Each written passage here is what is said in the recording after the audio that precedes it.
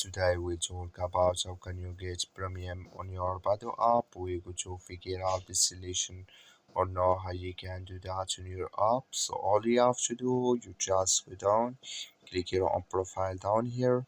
So when you click on profile, it's going to take you to this list. And all you have to do, just go above this sign, click on it.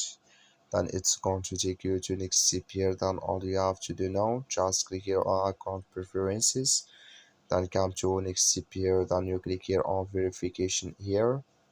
Sorry, we'll go back here, click here on payment settings here, then you click here on get Badoo premium, click on it.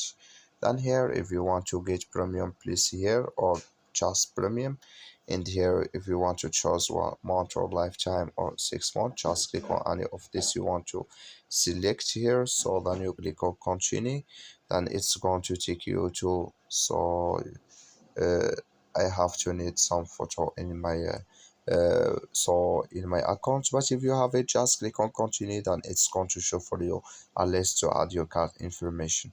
That's all you have to do. Thank you for watching. Don't forget to support us by like and subscribe.